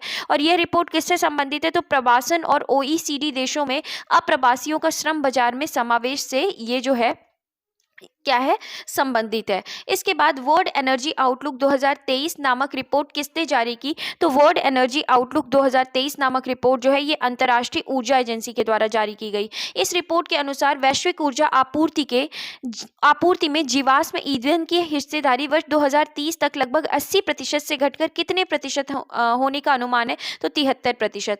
नेक्स्ट क्वेश्चन है, भारत का पहला गैसोलीन और डीजल रेफरेंस फ्यूल किसने लॉन्च किया है, तो गैसोलीन और डीजल रेफरेंस फ्यूल जो है इंडियन ऑयल कॉर्पोरेशन लिमिटेड के द्वारा लॉन्च किया गया है।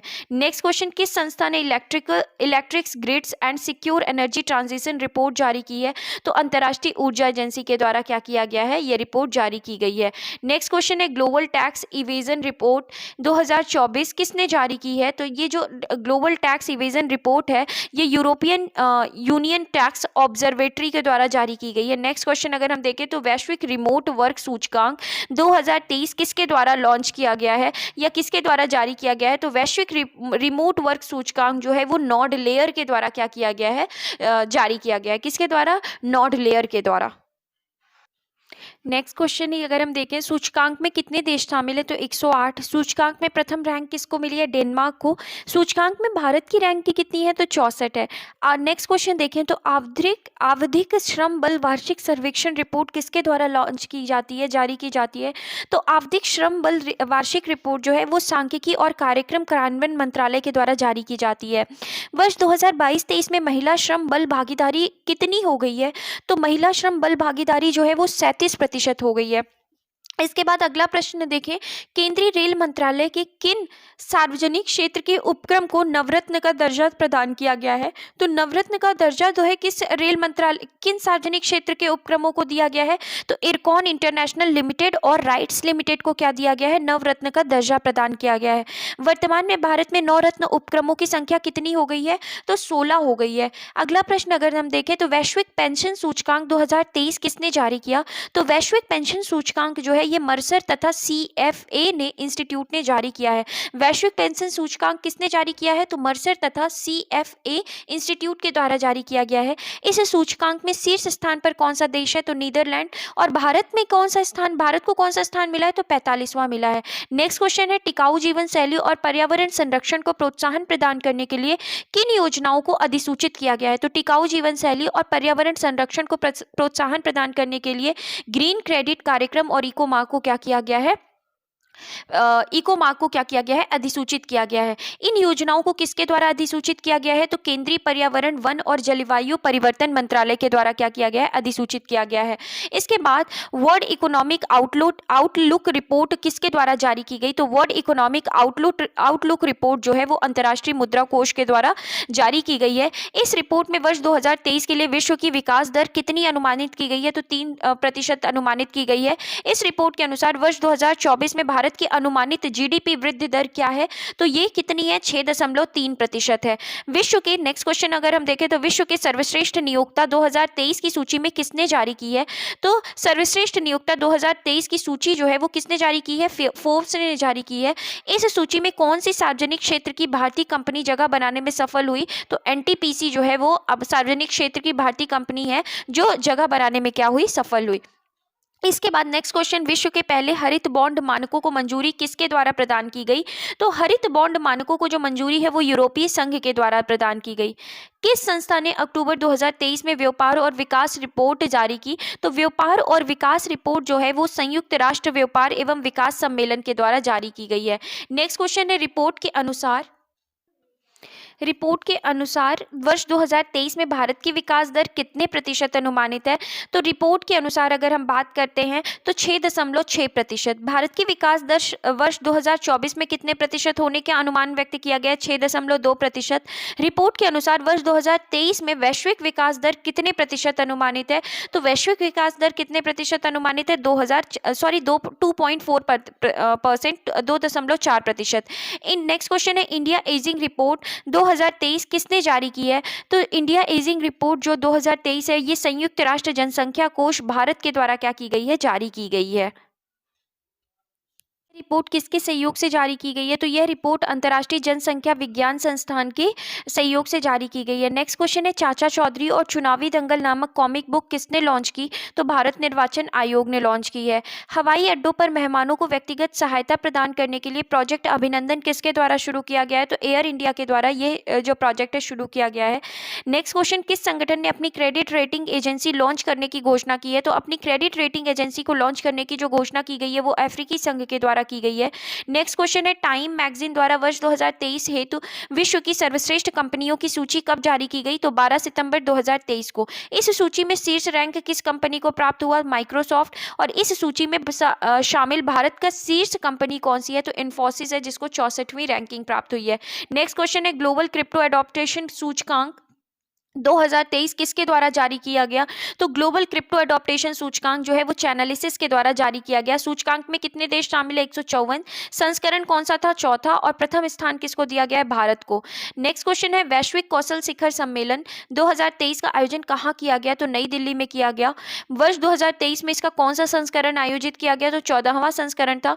नेक्स्ट क्वेश्चन है ईस्टर्न इकोनॉमिक फोरम 2023 का आयोजन कब किया गया? तो 10 से 13 सितंबर 2023 में। और इसका आयोजन कहाँ किया गया? तो व्लादिवोस्तोक रूस में क्या किया गया है? ईस्टर्न इकोनॉमिक फोरम का आयोजन किया गया। नेक्स्ट क्वेश्चन है ट्रेड ट्रस्ट फ्रेमवर्क द्वारा भारत ने किस देश के साथ पहली बार कागज रहित लेन देन का संचालन किया है? तो सिंगापुर के साथ। नेक्स्ट क्वेश्चन, उत्तर प्रदेश सरकार ने किस दिन को व्यापारी कल्याण दिवस घोषित किया है? तो 29 जून भामाशाह की जयंती को जो उत्तर प्रदेश सरकार है उसने व्यापारी कल्याण दिवस घोषित किया है। अब हम विज्ञान के क्वेश्चंस को देखते हैं। भारत की सबसे तेज सोलर इलेक्ट्रिक बोट का कहाँ अनावरण किया गया? तो भारत की सबसे तेज सोलर इलेक्ट्रिक बोट का जो अनावरण है वो केरल में अलापुझा में किया गया। इस इलेक्ट्रिक सोलर बोट का क्या नाम है? तो बाराकूडा जो है, इस इलेक्ट्रिक सोलर बोट का क्या नाम है? बाराकूडा। किस संस्थान ने जल से आर्सेनिक और धातु आयनों को हटाने हेतु अमृत नामक तकनीक का विकास किया है? तो किस संस्थान ने जल से आर्सेनिक और धातु आयनों को हटाने हेतु अमृत नामक तकनीक का विकास किया है? तो IIT मद्रास ने। अमृत का पूरा नाम क्या है? तो arsenic and mental removal by Indian technology. तो अमृत का फुल फॉर्म क्या है? Arsenic and metal removal by Indian technology. किस संस्था ने जामुन के वृक्ष का पहला जीनोम अनुक्रमण किया? तो किसने किया है? तो भारतीय विज्ञान शिक्षा एवं अनुसंधान संस्थान भोपाल ने। तो भारतीय विज्ञान शिक्षा और अनुसंधान संस्थान भोपाल ने जामुन के वृक्ष का पहला जीनोम अनुक्रमण किया है। नेक्स्ट क्वेश्चन, किस देश ने मीथेन लिक्विड ऑक्सीजन संचालित रॉकेट से 3 उपग्रहों को लॉन्च किया है? तो किसने किया है? चीन ने। किस देश ने विश्व की सबसे गहरी भूमिगत भौतिक विज्ञान प्रयोगशाला का शुभारंभ किया? तो सबसे गहरी भूमिगत भौतिक विज्ञान प्रयोगशाला का शुभारंभ जो है वो चीन के द्वारा किया गया। यह पृथ्वी के तेल से कितने मीटर की गहराई में अवस्थित है? तो लगभग 2400 मीटर की गहराई में क्या है? अवस्थित है। और अगर हम बात करें तो इस प्रयोगशाला का लक्ष्य क्या है? तो डार्क मैटर की क्या करना, खोज करना ही क्या है इस गहरी, सबसे गहरी भूमिगत भौतिक विज्ञान प्रयोगशाला का क्या है? लक्ष्य है। इसके बाद अगला क्वेश्चन अगर हम देखें तो साइबेरियन बाघों के पहले जोड़े को भारत में किस देश में लाया गया है? तो ये कहाँ लाया गया है? साइप्रस में लाया गया है। इस जोड़े को किस पार्क में आवासित किया गया है? तो Padmaja Naidu Himalayan zoological park Darjeeling Paschim Bangal में क्या किया गया है? आवासित किया गया है, मतलब रखा गया है। इनके नाम क्या है? तो इनके नाम लारा और अकामास है। नेक्स्ट क्वेश्चन है, ओपन सोर्स एआई डेवलपमेंट के लिए एआई अलायंस लॉन्च करने की घोषणा किसने की है? तो मेटा और आईबीएम ने क्या किया है? एआई डेवलपमेंट के लिए एआई अलायंस लॉन्च करने की घोषणा की है। इसके बाद अगला क्वेश्चन है कि किस देश के द्वारा विश्व के पहले चौथी पीढ़ी के परमाणु रिएक्टर का शुभारंभ किया गया? तो चौथी पीढ़ी के परमाणु रिएक्टर का शुभारंभ जो है वो चीन के द्वारा किया गया। विश्व के सबसे बड़े परमाणु संलयन रिएक्टर का परिचालन कहाँ शुरू हुआ? तो सबसे बड़े परमाणु संलयन रिएक्टर का जो परिचालन है वो जापान में शुरू हुआ। इस परमाणु संलयन रिएक्टर का क्या नाम है? तो JT 60SA जो है इस परमाणु संलयन का नाम है। जापान और किसके बीच की यह संयुक्त परियोजना है? तो जापान और यूरोपीय संघ के बीच की ये क्या है? संयुक्त परियोजना है। किस देश ने अंतरिक्ष में जैविक कैप्सूल भेजा है? तो जैविक कैप्सूल किस देश के ने अंतरिक्ष में भेजा है? ईरान ने। किसने निम्न भू कक्षा के लिए उपग्रह विनिर्माण हेतु सैटेलॉजिक इंक के साथ अनुबंध पर हस्ताक्षर किए हैं? तो किसने किया है? तो टाटा एडवांस सिस्टम लिमिटेड के द्वारा। नेक्स्ट क्वेश्चन, पहले निम्न भू कक्षा उपग्रह को किस नाम से प्रक्षेपित किया? तो TSAT-1A के नाम से। नेक्स्ट क्वेश्चन अगर हम देखें तो अंतर्राष्ट्रीय खगोल संघ ने क्षुद्र ग्रह डिंकिनेस के उपग्रह का नाम क्या रखा है? तो क्या नाम रखा है? तो अंतर्राष्ट्रीय खगोल संघ ने क्षुद्र ग्रह डिंकिनेश का जो नाम रखा है वो क्या है? सेलम। एक नेक्स्ट क्वेश्चन है कि किसने NI ऑन मीथेन से वर्ष 2023 हेतु रिपोर्ट जारी की है? तो किसने की है? इंटरनेशनल मीथेन एमिशंस ऑब्जेक्टिव के द्वारा क्या किया गया है? रिपोर्ट जारी की गई है। रिपोर्ट के अनुसार वैश्विक स्तर पर मानव जनित गतिविधियों से होने वाला मीथेन उत्सर्जन का मौजूदा ग्लोबल वार्मिंग में कितना प्रतिशत योगदान है? 30%। नेक्स्ट क्वेश्चन अगर हम देखें, नेटवर्क रेडीनेस इंडेक्स 2023 किसके द्वारा जारी किया गया? तो नेटवर्क रेडीनेस इंडेक्स जो है ये पोर्टुलन्स इंस्टीट्यूट के द्वारा जारी किया गया। और सूचकांक में शीर्ष जो 3 देश हैं वो कौन कौन से हैं? तो USA है, सिंगापुर है और कौन है? फिनलैंड है।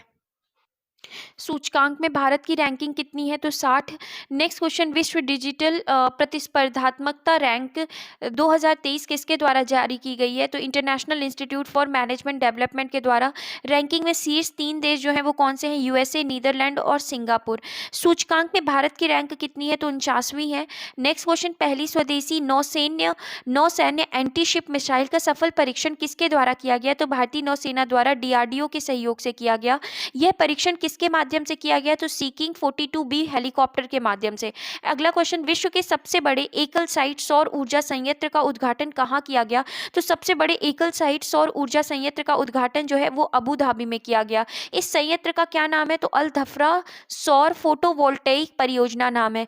नेक्स्ट क्वेश्चन, किस देश ने स्पर्म व्हेल हेतु विश्व का पहला समुद्री संरक्षित क्षेत्र बनाने की घोषणा की है?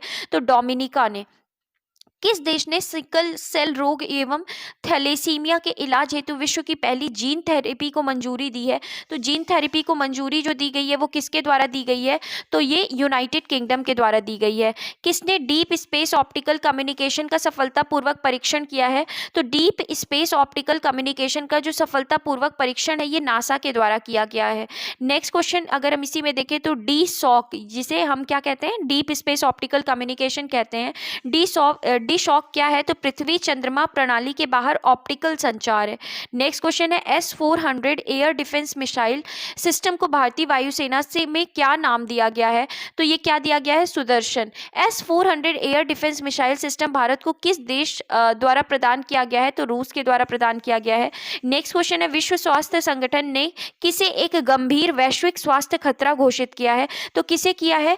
तो अगर हम बात करें तो विश्व स्वास्थ्य संगठन ने अकेलेपन को एक गंभीर वैश्विक स्वास्थ्य खतरा घोषित किया है। इससे निपटने हेतु किसके नेतृत्व में एक आयोग का गठन किया गया है? तो डॉक्टर विवेक मूर्ति एवं चिडो पेम्बा के द्वारा क्या किया गया है? इससे निपटने के लिए एक आयोग का क्या किया गया है? गठन किया गया है।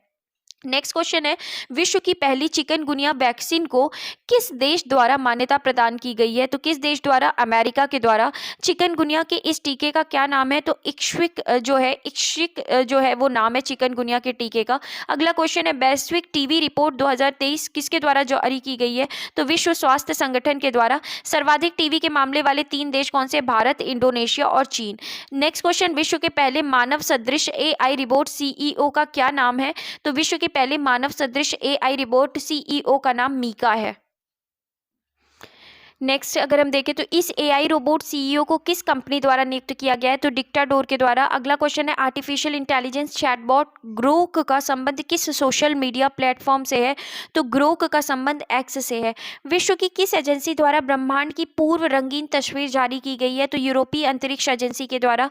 किस मिशन के तहत यह तस्वीर जो है वो जारी की गई है? तो यूक्लिड अंतरिक्ष मिशन के द्वारा। अगला क्वेश्चन है मित्र शक्ति अभ्यास 2023 किन देशों के बीच आयोजित किया गया? तो मित्र शक्ति अभ्यास जो है ये किसके द्वारा किस 2 देशों के बीच आयोजित हुआ? भारत और श्रीलंका के बीच। और इसका आयोजन कहाँ किया गया? तो औध पुणे में किया गया। नेक्स्ट क्वेश्चन है किस लघु दूरी की बैलिस्टिक मिसाइल का परीक्षण किया गया है? तो प्रलय का क्या किया गया है? परीक्षण किया गया है। भारत के नेक्स्ट क्वेश्चन अगर हम देखें तो भारत के किस अंतर्राष्ट्रीय क्रूज लाइनर का घरेलू नौकायन प्रारंभ किया गया है? तो कोस्टा सेरेना का। इसके बाद नेक्स्ट क्वेश्चन है काला आजार से मुक्त घोषित होने वाला विश्व का पहला देश कौन बना है? तो बांग्लादेश बना है। नेक्स्ट क्वेश्चन किसने इन्फ्यूज मिशन लॉन्च किया है? तो नासा ने इन्फ्यूज मिशन लॉन्च किया है। और इन्फ्यूज का पूरा नाम क्या है? तो integral field ultraviolet spectroscopic experiment. तो इन्फ्यूज का पूरा नाम क्या है? तो integral field ultraviolet spectroscopic experiment जो है वो इन्फ्यूज का पूरा नाम है। इसके बाद अगर हम देखें तो किस मिशन का पहला flight test vehicle abort mission का सफलतापूर्वक परीक्षण किया गया है? तो अगर हम बात कर रहे हैं तो ये गगनयान मिशन के द्वारा flight test vehicle abort mission का क्या किया गया है? सफलतापूर्वक परीक्षण किया गया है। इसके बाद कौन सा देश लिम्फेटिक फाइलेरियासिस का उन्मूलन करने वाला देश बन गया है? तो लाओपीडीआर लाओस का देश है जो कि लिम्फेटिक फाइलेरियासिस का उन्मूलन करने वाला देश बन गया है। नेक्स्ट है भारत ने किस वर्ष तक लिम्फेटिक फाइलेरियासिस का उन्मूलन का लक्ष्य रखा है? तो वर्ष 2027 तक। इसके बाद भारत द्वारा नेक्स्ट क्वेश्चन अगर हम देखें तो भारत द्वारा एवियन इन्फ्लुएंजा से मुक्ति की घोषणा का समर्थन किस संगठन द्वारा किया गया? तो विश्व पशु स्वास्थ्य संगठन के द्वारा इन्फ्लुएंजा से मुक्ति की घोषणा का क्या किया गया है? समर्थन किया गया है। इसके बाद अगर हम नेक्स्ट क्वेश्चन देखते हैं तो सागर मैत्री मिशन 4 पर कौन सा अनुसंधान पोत उत्तरी अरब सागर के लिए रवाना हुआ है? तो सागर मैत्री मिशन 4 पर कौन सा अनुसंधान पोत उत्तरी अरब सागर के लिए रवाना हुआ है? तो INS सागर ध्वनि। इसके बाद अगर हम नेक्स्ट क्वेश्चन देखते हैं तो WHO के अनुसार कौन सा देश हेपेटाइटिस C के उन्मूलन में गोल्ड टियर का दर्जा हासिल करने वाला पहला देश बना है? तो मिस्र देश है। नेक्स्ट क्वेश्चन बच्चों में मलेरिया की रोकथाम हेतु किस टीके को मंजूरी दी गई है? तो R21 या मैट्रिक्स M को क्या किया गया है? बच्चों में मलेरिया की रोकथाम के लिए मंजूरी दी गई है इस टीके को। अगला क्वेश्चन सितंबर 2023 में चर्चा में रहा PET46 क्या है? तो ये एक एंजाइम है। PET46 एंजाइम का उपयोग किसके लिए किया जाएगा? तो PET46 एंजाइम का जो प्रयोग है ये समुद्री एवं स्थलीय प्लास्टिक को नष्ट करने के लिए किया जाएगा। पेट का पूरा नाम क्या है? तो ये क्या नाम है? पॉलीएथिलीन वेरेप्थेलेट जो है ये क्या नाम है? पेट का पूरा नाम है। तो पेट का पूरा नाम क्या है? पॉलीएथिलीन वेरेप्थेलेट। नेक्स्ट क्वेश्चन, किस संस्था ने अपनी तरह का पहला रोगी सुरक्षा अधिकार चार्टर जारी किया गया है? तो विश्व स्वास्थ्य संगठन ने। इसके बाद नेक्स्ट क्वेश्चन है कि digital quality of life index 2023 किसके द्वारा जारी किया गया? तो digital quality of life index जो है ये सर्फ सार्क के द्वारा जारी किया गया। इस सूचकांक में कुल कितने देशों को रैंकिंग प्रदान की गई? तो 121 देश। और शीर्ष स्थान पर कौन सा देश है? फ्रांस। और भारत की रैंकिंग कितनी है? तो 52वीं जो है वो भारत की रैंकिंग है। इसके बाद स्वदेशी रूप से निर्मित कितनी स्वनिष्क्रिय एंटी टैंक मिसाइल को भारतीय थल सेना में शामिल किया गया है? तो कितनी एंटी टैंक मिसाइल को शामिल किया गया है? 600 टैंक मिसाइल को शामिल किया गया है। इसके बाद अगर हम देखें तो स्वनिष्क्रिय एंटी टैंक मिसाइल को किस नाम से जाना जाता है? तो विभव के नाम से जाना जाता है। नेक्स्ट क्वेश्चन, सितंबर 2023 में खबरों में रहा मत्स्य 6000 क्या है? तो मत्स्य 6000 जो है वो मानव युक्त पनडुब्बी वाहन है। नेक्स्ट क्वेश्चन, ऑपरेशन सजग का आयोजन किसके द्वारा किया गया है? तो ऑपरेशन सजग का जो आयोजन है ये भारतीय तटरक्षक बल के द्वारा किया गया है। अगला क्वेश्चन, अंतर्राष्ट्रीय भागीदारी के रूप में शिकागो क्वांटम एक्सचेंज में कौन भारतीय संस्थान शामिल हुआ है? तो अगर हम बात करें तो अंतर्राष्ट्रीय भागीदार के रूप में शिकागो क्वांटम एक्सचेंज में IIT बॉम्बे को क्या किया गया है? शामिल किया गया है। सशस्त्र बलों के लिए मानव रहित निर्देशित वाहन किसने लॉन्च किया है? तो सशस्त्र बलों के लिए मानव रहित निर्देशित वाहन जो है वो एरोबॉट के द्वारा लॉन्च किया गया है। नेक्स्ट क्वेश्चन, सितंबर 2023 में लगभग 4 शताब्दियों बाद दिशा निशिमुरा क्या है? तो दिखा निशिमुरा जो है वो क्या है? धूमकेतु है। इसके बाद यह किस रंग का धूमकेतु है? तो हरे रंग का। निशिमुरा जो है वो धूमकेतु और कौन से रंग का है? हरे रंग का है। अगला प्रश्न है, सितंबर 2023 में किस ग्रह पर सफलतापूर्वक ऑक्सीजन विकसित किया गया? तो कौन से ग्रह पर किया गया है? मंगल पर किया गया है। और अगर हम बात करें तो किस एजेंसी द्वारा मंगल ग्रह पर ऑक्सीजन विकसित किया गया है? तो नासा के द्वारा। किस उपकरण से ऑक्सीजन विकसित किया गया है? तो मॉक्सी के द्वारा क्या किया गया है? ऑक्सीजन को विकसित किया गया है। अगला क्वेश्चन अगर हम देखें तो अंतर्राष्ट्रीय अंतरिक्ष स्टेशन पर एकल मिशन में सबसे ज्यादा समय बिताने वाले अंतरिक्ष यात्री कौन बन गए हैं? तो फ्रैंक रूबियो हैं जो कि एकल मिशन में सबसे ज्यादा समय बिताने वाले अंतरिक्ष यात्री बन गए हैं। नेक्स्ट, इन्होंने ISS पर कितना समय बिताया? तो 371 दिन बिताए। नेक्स्ट क्वेश्चन है, भारतीय वायुसेना द्वारा वार्षिक सैन्य अभ्यास का आयोजन किस नाम से किया गया? तो भारतीय वायुसेना द्वारा वार्षिक सैन्य अभ्यास का आयोजन जो है वो त्रिशूल के नाम से किया गया। अगला क्वेश्चन है, भारत ड्रोन शक्ति 2023 का आयोजन कहाँ किया गया? तो भारत ड्रोन शक्ति का जो आयोजन है ये गाजियाबाद उत्तर प्रदेश में किया गया। भारत के पहले AI संचालित एंटी ड्रोन सिस्टम का क्या नाम है? तो एंटी ड्रोन सिस्टम का इंद्रजाल नाम है। नेक्स्ट क्वेश्चन है, ICAR केंद्रीय समुद्री मात्स्यिकी अनुसंधान संस्थान के वैज्ञानिकों ने किस मछली के संपूर्ण जीनोम को डिकोड करने में सफलता हासिल की है?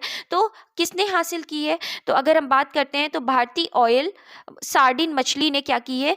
जीनोम को डिकोड करने में सफलता हासिल की है। इसके बाद 7 सितंबर भारतीय ऑयल सार्डिन मछली जो ये संस्थान है इसने वैज्ञानिक के मछली के संपूर्ण जीनोम को डिकोड करने में क्या की है? सफलता हासिल की है। इसके बाद 7 सितंबर 2023 को किस देश ने मून स्नाइपर लॉन्च किया? तो जो मून स्नाइपर है ये किसके द्वारा लॉन्च किया गया है? तो जापान के द्वारा लॉन्च किया गया है। भारत में किस स्पेस टेक स्टार्टअप द्वारा पहली बार ड्रोन आधारित high resolution all weather imaging system का अनावरण किया गया? तो गैलेक्सी आई के द्वारा। नेक्स्ट क्वेश्चन है, सूर्य का अध्ययन करने के लिए किस पहले भारतीय मिशन को लॉन्च किया गया? तो आदित्य L1 को। नेक्स्ट क्वेश्चन है, अगस्त 2023 में किसकी सुरक्षा के लिए नवमित्र डिवाइस विकसित किया गया है? तो नवमित्र डिवाइस जो है वो मछुआरों की सुरक्षा के लिए क्या किया गया है? विकसित किया गया है। तो इस तरीके से फ्रेंड्स हमने इन कुछ पॉइंट्स को देखा जो कि आई दृष्टि बुक से क्या था, लिया गया था। अगर आपको ये सेशन अच्छा लगा हो तो प्लीज़ लाइक करें, शेयर करें और सब्सक्राइब करें चैनल। Thank you.